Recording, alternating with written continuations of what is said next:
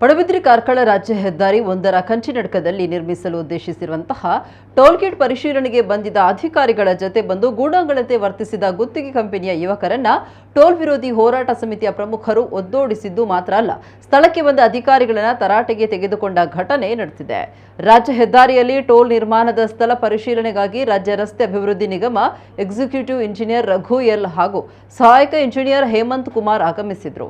ಅಧಿಕಾರಿಗಳು ಸ್ಥಳಕ್ಕೆ ಬರುವ ಸುದ್ದಿ ತಿಳಿದು ಟೋಲ್ ವಿರೋಧಿ ಹೋರಾಟಗಾರರು 106 ಮಂದಿ ಸ್ಥಳದಲ್ಲಿ ಜಮಾಯಿಸಿದ್ರು. ಸ್ಥಳಕ್ಕೆ ಬಂದ ಅಧಿಕಾರಿಗಳು ಟೋಲ್ ವಿರೋಧಿ ಮುಖಂಡರಿಗೆ ಟೋಲ್ ಗೇಟ್ ಬಗೆಗಿನ ವಿವರವನ್ನ ನೀಡಿದ್ರು. ಈ ವೇಳೆ ಯಾವುದೇ ಕಾರಣಕ್ಕೂ ಇಲ್ಲಿ ಟೋಲ್ ನಿರ್ಮಾಣಕ್ಕೆ ಅವಕಾಶ ನೀಡೋದಿಲ್ಲ ಎಂಬುದಾಗಿ ಅಧಿಕಾರಿಗಳಿಗೆ ಎಚ್ಚರಿಕೆ ನೀಡಿ ಅಧಿಕಾರಿಗಳನ್ನ ತರಾಟೆಗೆ ತೆಗೆದುಕೊಂಡಿದ್ದಾರೆ.